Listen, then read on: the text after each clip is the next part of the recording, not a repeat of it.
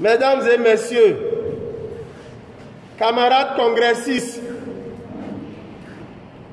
nous devons avant toute chose de remercier avec un cœur sincère l'Éternel Dieu Tout-Puissant pour avoir manifesté une fois encore son immense bonté à notre égard en nous accordant cette survie pour cette vieille organisation déjà de 10 ans. En effet,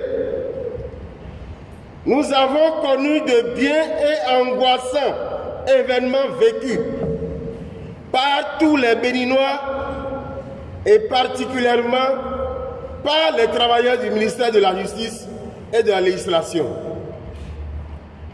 Au plan social, l'accalmie relative observée dans notre pays a donné l'apparence d'une paix profonde et d'une économie prospère parce que le gouvernement de la rupture s'est trouvé les moyens de payer régulièrement aux travailleurs l'argent de poche appelé salaire.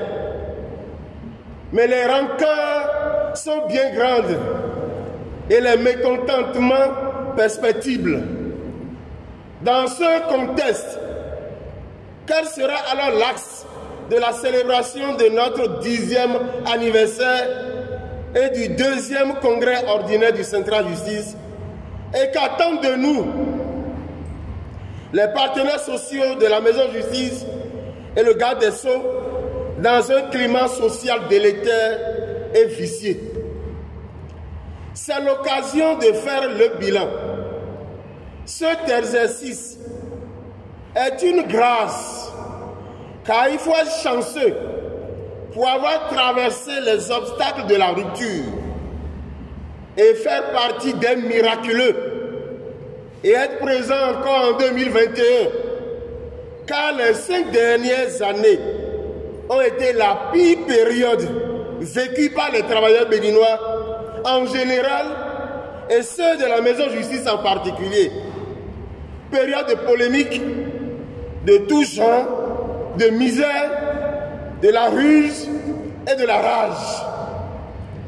C'est l'occasion de rendre un hommage mérité à nos camarades qui nous ont quitté les armes à la main. Oui, nous avons été témoins de moult situations qui interpellent la conscience de plus d'un. Et les faits renseignent à suffisance sur la rupture du dialogue social et des bonnes relations entre les autorités et les partenaires sociaux. Nous n'avons pas compris pourquoi, depuis 5 ans, le gouvernement n'a pensé à organiser aucun concours professionnel. Depuis 5 ans, le gouvernement n'a adopté aucun plan de formation. Depuis 5 ans, le gouvernement n'a validé aucun cadre organique. Depuis 5 ans, le gouvernement n'a adopté aucun statut particulier. Depuis 5 ans, le paiement de nos rappels est bloqué au ministère de l'économie et des finances.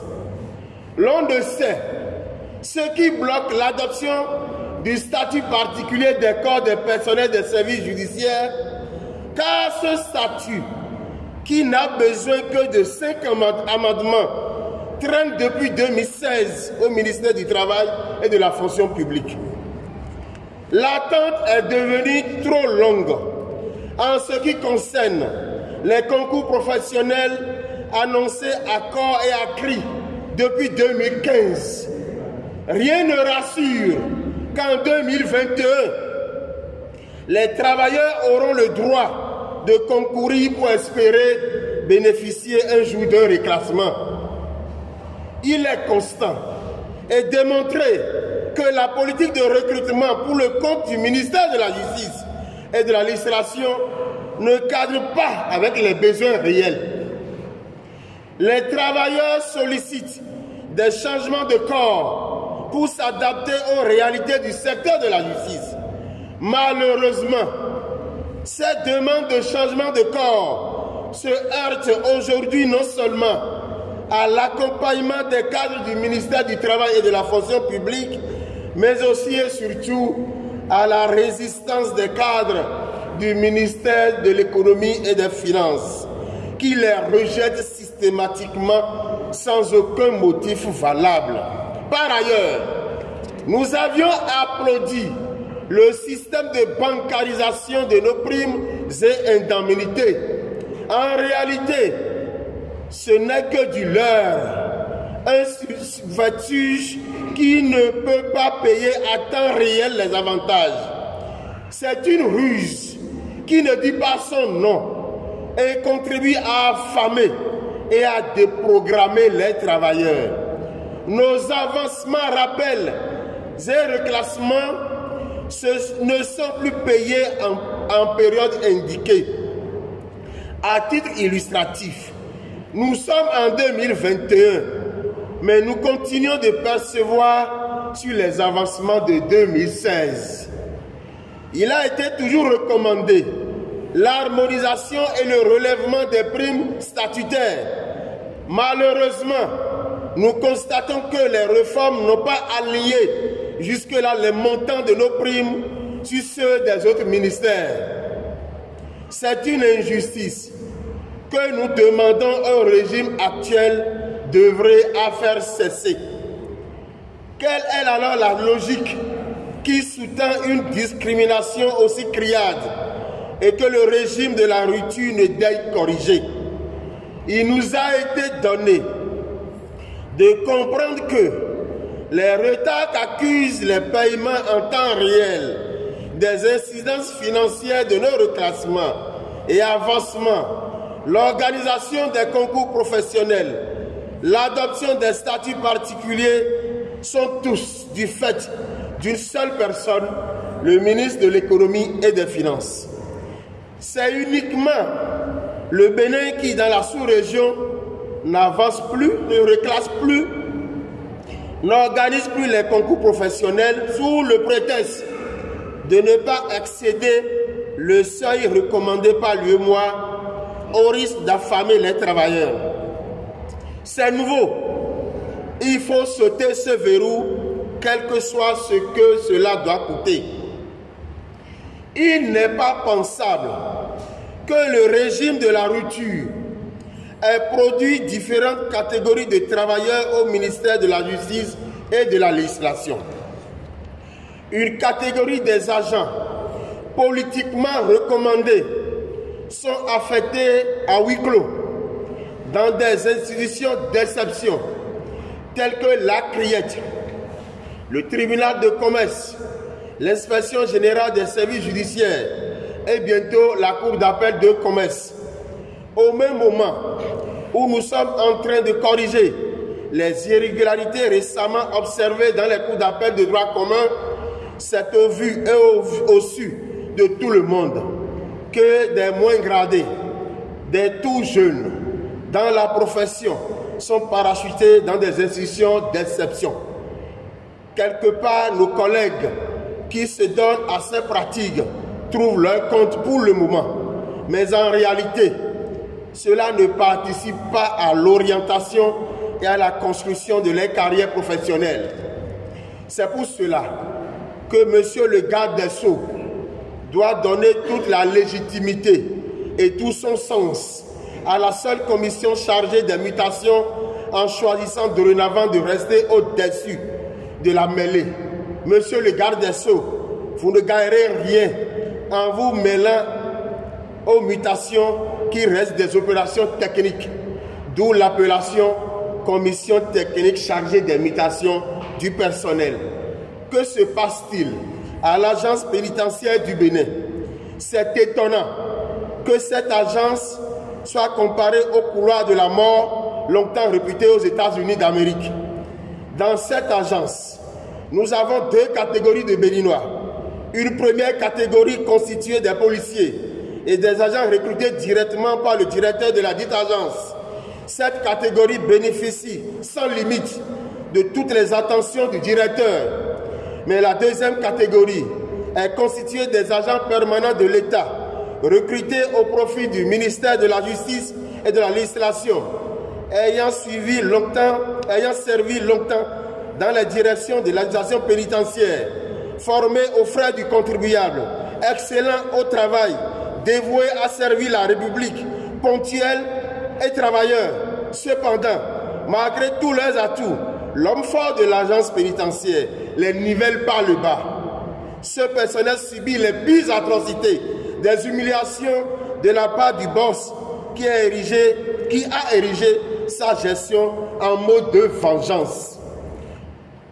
Vous comprenez donc la qualité de certains des collaborateurs du garde des Sceaux qui, par le truchement de la rupture, reviennent aux affaires et au lieu de se fixer comme objectif l'éclosion de cette jeune agence, se livrent de petits règlements de compte aux allures d'une vengeance personnelle qui date d'une autre époque. Nous devons toujours rappeler que l'abus de confiance dont nous avons été l'objet en 2018 de la part du gouvernement qui n'a pas respecté ses engagements vis-à-vis des travailleurs. Nous observons depuis quelque temps des mouvements de jeunes gens dans certaines structures de notre ministère sous l'appellation d'agents stagiaires académiques. Ils exercent pendant plusieurs années. Cela peut se passer ailleurs, mais à la justice et dans aucun pays au monde, aucun stage académique ne dure une décennie. On comprend aisément qu'il ne s'agit plus de stage académique, mais que c'est plutôt le chômage qui frappe à la porte de nos jeunes frères, qui par manque d'emploi préfèrent tuer le temps pour espérer l'aumône sur les miettes que nous gagnons et qui ne nous suffit d'ailleurs pas. Enfin, le problème des ressources humaines à la justice consiste à recruter de jeunes agents. Un effort est fait dans la magistrature et chez les greffiers, mais le problème demeure. Il faut recruter un personnel approprié et non des cadres déserteurs. Abordant le cas des éducateurs de l'éducation surveillée, il apparaît incompréhensible, inimaginable, incroyable et étonnamment inconcevable que l'État béninois investisse des millions de francs pour la formation des éducateurs à l'extérieur sans bénéficier des fruits en retour. En effet, le garde des Sceaux regarde les centres de sauvegarde de l'enfance et de l'adolescence mourir du fait des agissements et de toutes sortes de menaces de la part de certaines autorités qui, pour certaines raisons, ont réussi à faire virer du centre d'Agblanganda les éducateurs de l'éducation surveillée formés aux frais des contribuables béninois. Actuellement, ces éducateurs exercent dans des structures complètement inadaptées et inadéquates à leur formation.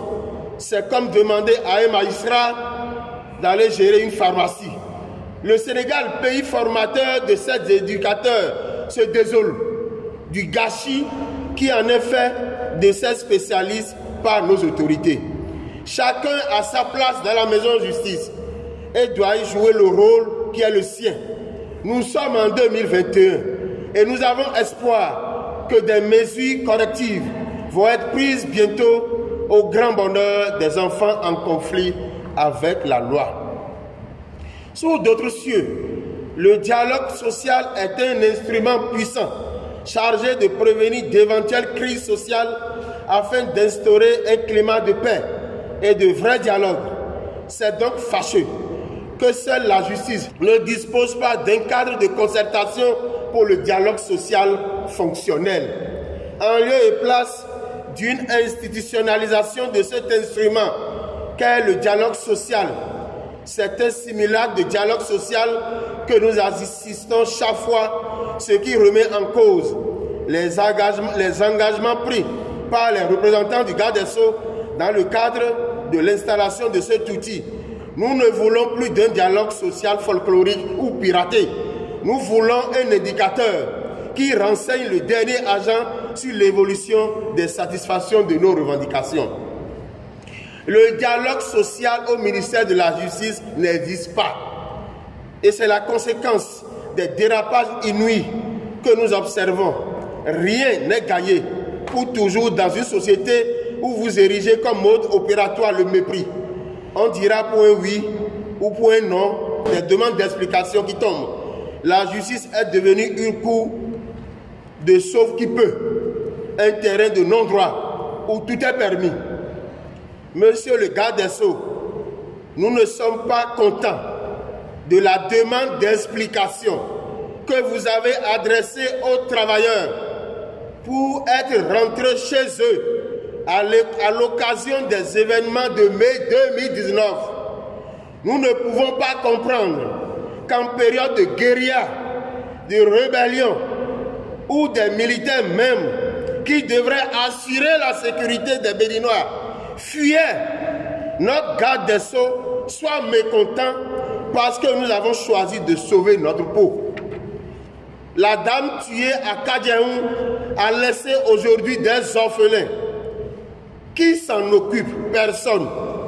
Vous êtes bon et mieux que ça. C'est de notre vivant que vous allez attendre de nous des rendements meilleurs, pas de nos cadavres. L'on a l'impression qu'il y a une concurrence entre certains membres du gouvernement pour voir le ministre qui pourra bien mater les travailleurs pour être célèbre en marquant négativement les travailleurs.